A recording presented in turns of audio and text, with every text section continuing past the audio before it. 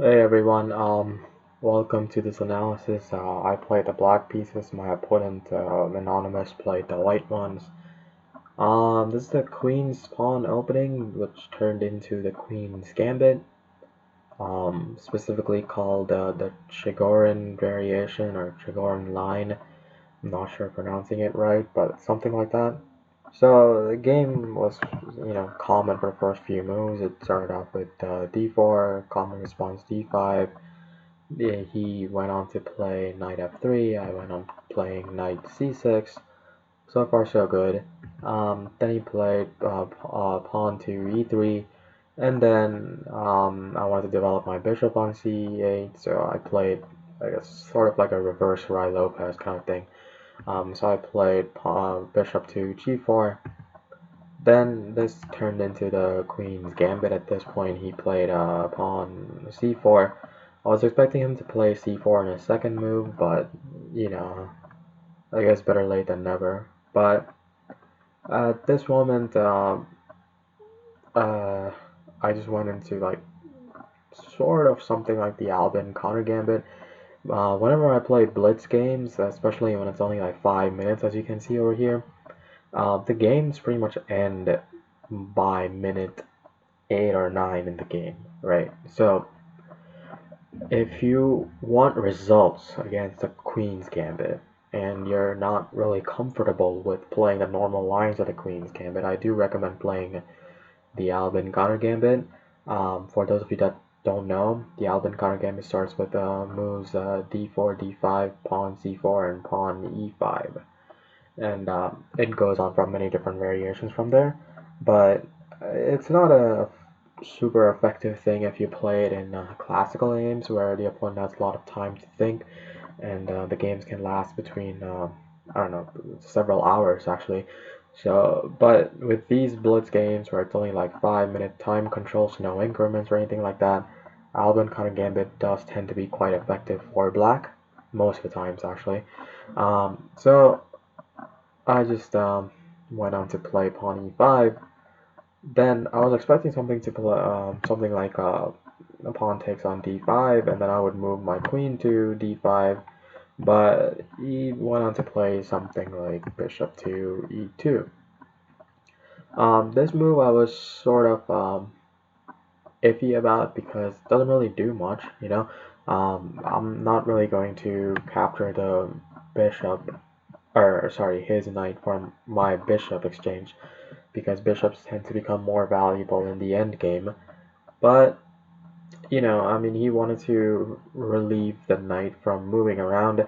If I had played something in the next move, something like pawn to e4, um, he just feels that I could have taken his knight for my pawn, but he could have just simply countered by playing something like pawn h3, and then I would have to move my bishop back. He would play something like pawn g4, and then my bishop would have to move.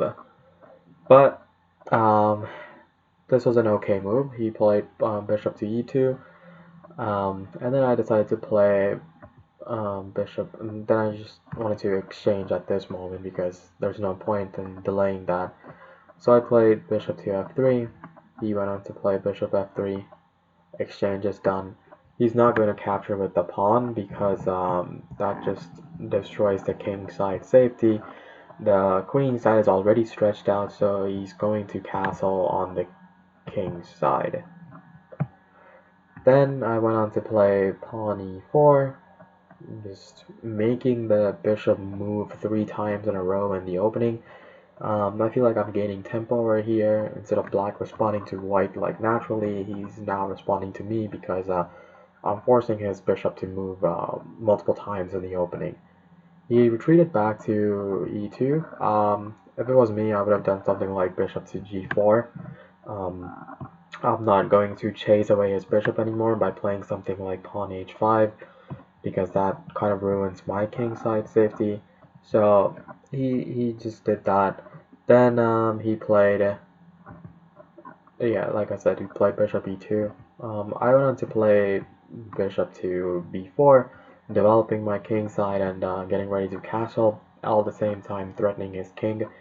Ideally, I was hoping he would play something like Queen to D2, but he's much smarter than that.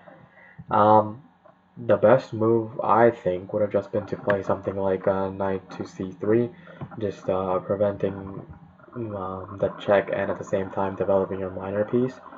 But he went on to play Bishop to D2, which was okay, I guess. And so I just decided at this moment that if both bishops were gone off the board and my queen was on b4, then at the same I'm checking and at the same time I'm threatening the b2 square, which in turn would be threatening the capture of the rook on a1. But that was sort of a fantasy at this moment. So so whoops.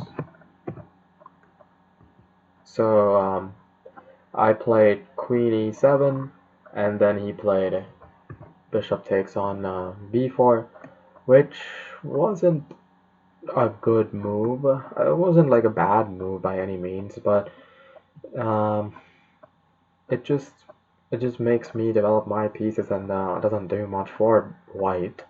Better move might have been something like pawn takes on d5. I completely left that pawn hanging on d5, which was my mistake.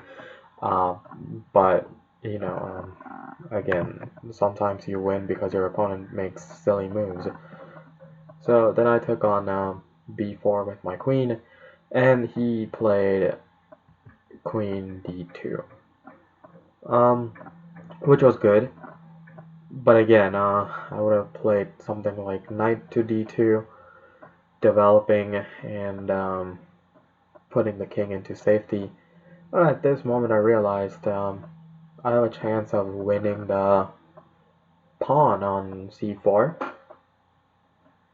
without the threat of the bishop coming down to c4. So I played pawn c4, and he went on to play queen capturing on b4, and obviously I captured back with my knight on b4. At this moment, it's looking quite dangerously for white, because if he comes to, let's say, c4, then I play knight to c2, and then I win the rook for my knight. But that's not, he sees that.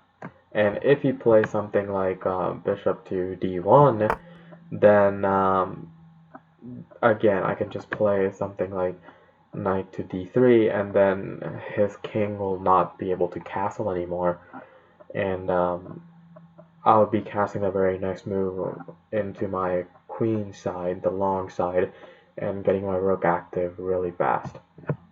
So he decided to play knight to a3, preventing my knight from going into the c2 square, which is an okay move. I mean, it's not too bad, right? At this point, I'm up a pawn. I just decided that my pawn structure at this moment isn't too hot.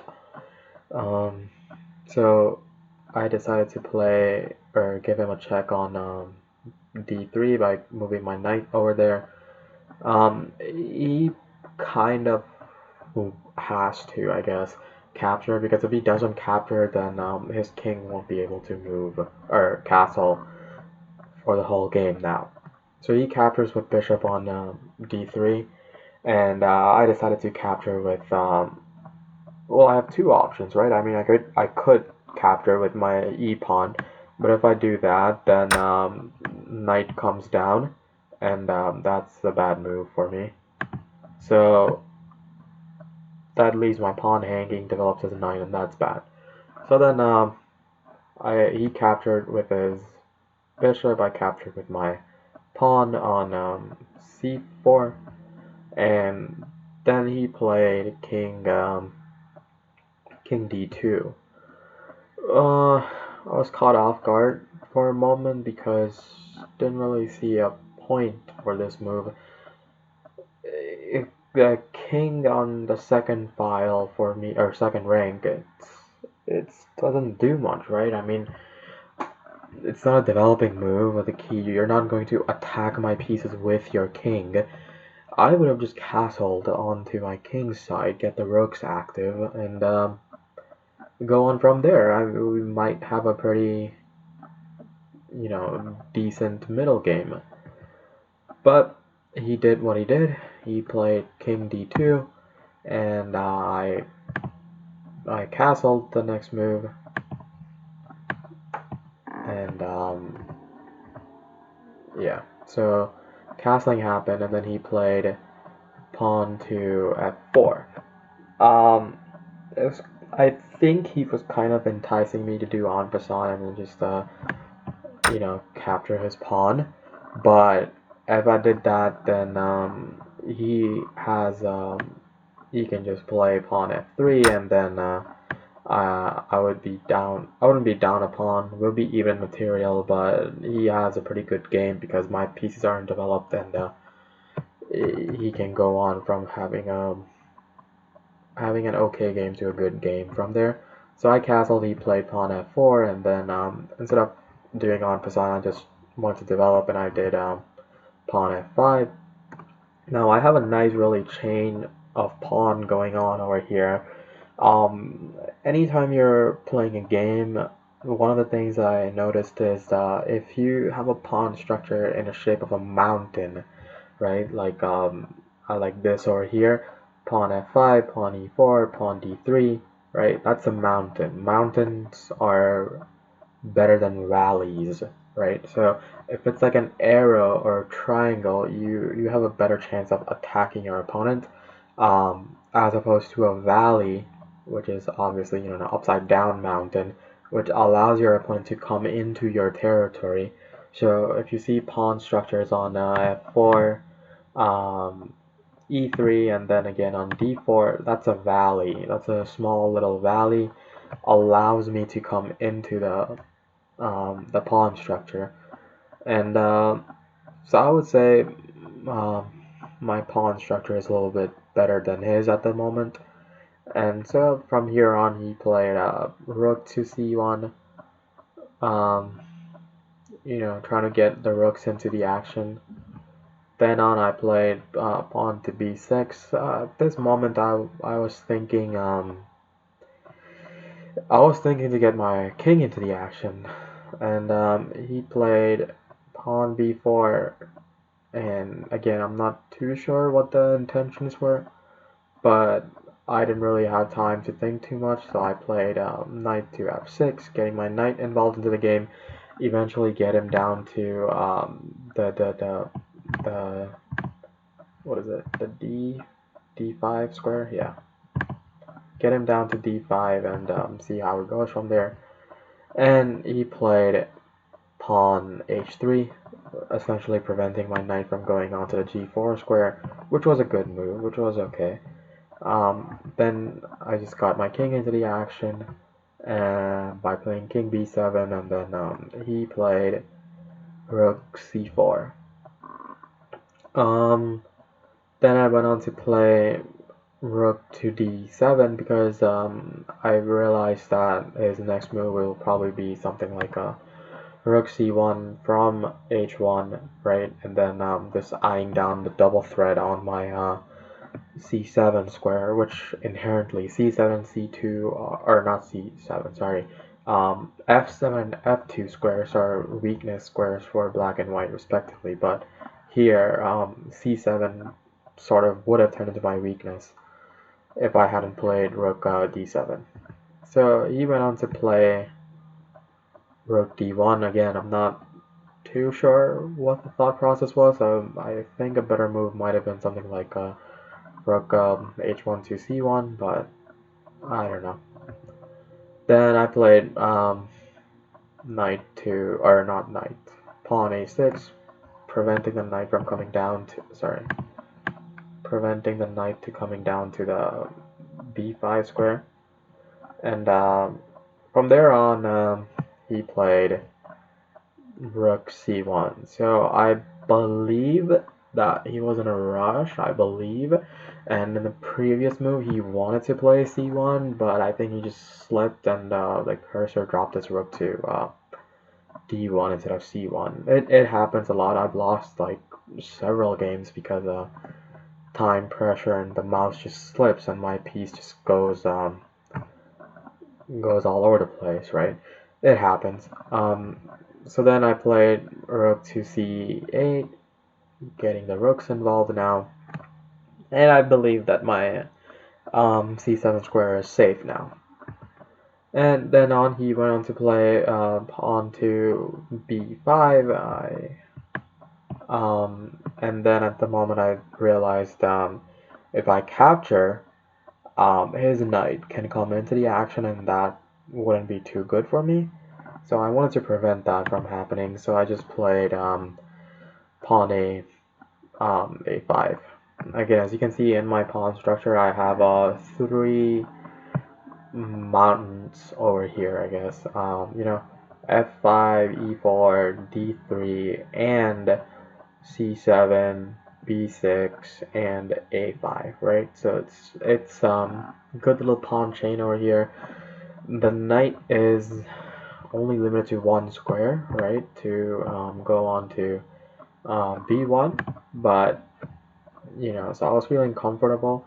So I then, and that's exactly what he did. He knew that the knight's trapped, kind of, so the knight has to move. So he played knight to b1, and then I went on to play pawn h5. This was a testing move, just to see what's going to happen next. I didn't really want to be outrageous and play something weird. So, and at the same time, I'm developing my h-file pawn, preventing something like pawn to d6 or d6. Wow, g4. Sorry. Then on, he played pawn a4, just having his own little mountain range going on over here. But then on, I decided to play knight to d5, just getting my knight into the action, eventually get him down into the b4 square. From there on, he played knight to c3, which was okay. I wasn't really expecting that, but at this point, it seems like if the 2 knights are off the board, then white should have a rather decent endgame. I'm not sure it's winning by any chance, but it gives him more opportunities to fight.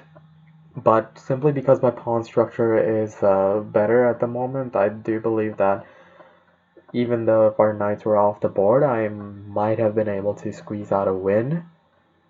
But I don't know. But I wasn't really interested in trading off the knights, so I just played knight to b4.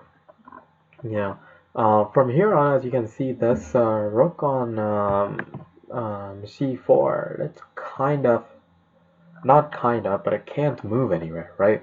Wherever it moves, it's bad, right? And I would have tried to move my rook on c1 somewhere, or I don't know, something like that, or even play something like D or G3, just a testing move to see what I would have done next.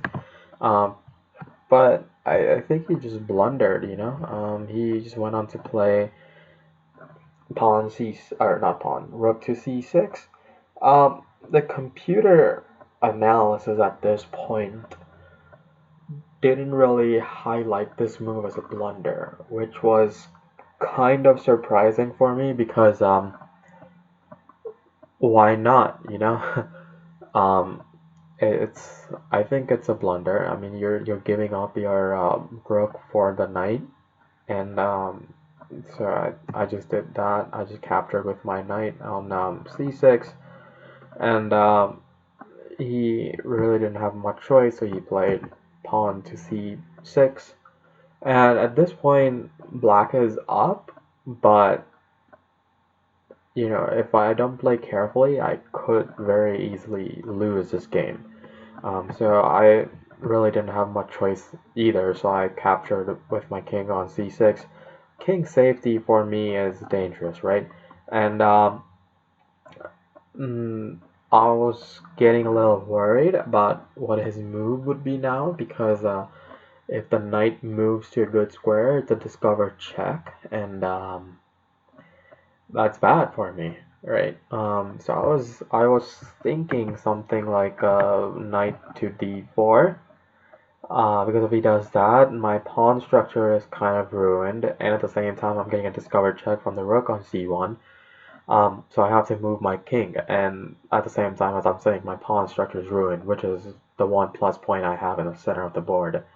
I was expecting that from him, but he played um, king, or not king, pawn d5, which, like it's a check move. It makes my king move twice in a row, but again, it doesn't do much, right? I mean, I just played king b7 and my king's back into safety again. And then he went on to play rook to b1 again. At this point, I was feeling pretty confident about the win, but it has happened to me a lot, and I mean a lot.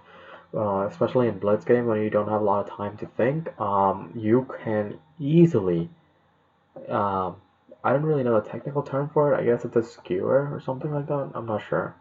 You can easily fall into the trap, and let's say like the knight was here, right? Knight was here.